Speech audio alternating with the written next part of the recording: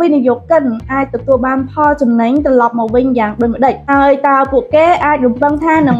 មានលទ្ធផលអ្វីខ្លះក្នុងរយៈពេលវែងសូមតើសារហ្មងសំណួរសុទ្ធថាល្អមែនតើសំណួរបាទសំណួរនេះពិតជាល្អមែនបាទព្រោះតែការព្រួយបារម្ភមុនគេសម្រាប់វិនិយោគិនគាត់ភាគច្រើនហ្នឹងគឺសាមញ្ញបំផុតហើយគឺទៅលើថាតើលុយរបស់គាត់ហ្នឹងកំពុងតែដល់ណាហើយ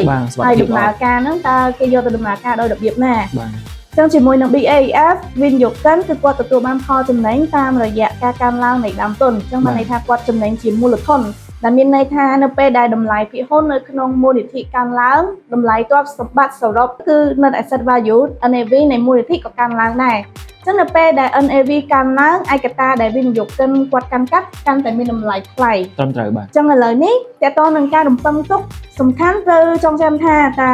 នេះគឺជាមូលនិធិភាគហ៊ុនដូច្នេះលទ្ធផលអាចប្រែប្រួលក្នុងរយៈពេលខ្លីគឺអាស្រ័យទៅលើចលនាទីផ្សារអាចមានការឡើងនិងចុះប៉ុន្តែបើតាមជាប្រវត្តិសាស្ត្រតាមតម្លៃដែលជាប្រវត្តិកាលពីមុនមកទីផ្សារភាគហ៊ុនទូទាំងអាស៊ីគឺបានបង្ហាញពីសក្តានុពលនៃកំណើនរយៈពេលវែងយ៉ាងរឹងមាំបាទជាការពិតដូច្នេះគណៈដែលលទ្ធផលរយៈពេលខ្លីអាចប្រែប្រួលប៉ុន្តែ BAF ត្រូវបានរចនាឡើងដើម្បីផ្ដល់នូវកំណើនប្រកបដោយនិរន្តរភាពនិងប្រាក់ចំណេញដែលគួរឲ្យចាប់អារម្មណ៍ជាពិសេសសម្រាប់អ្នកវិនិយោគរយៈពេលវែងក្នុងឆ្នាំដំបូងបងប្អូនទាំងអស់គ្នាដឹងទេថាផលនៃការវិនិយោគយន្តអានប៉ុណ្ណា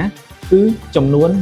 28.45% ក្នុងមួយឆ្នាំនេះគឺជាតួលេខក៏ដូចជាអត្ថប្រយោជន៍ក៏ដូចជាផលចំណេញប្រចាំឆ្នាំដែលយើងទទួលបានបើសិនជាបងប្អូនគិតថាតើវាជាការពិតឬអត់បងប្អូនទាំងអស់គ្នាអាចទស្សនានៅក្នុង website របស់ពួកយើង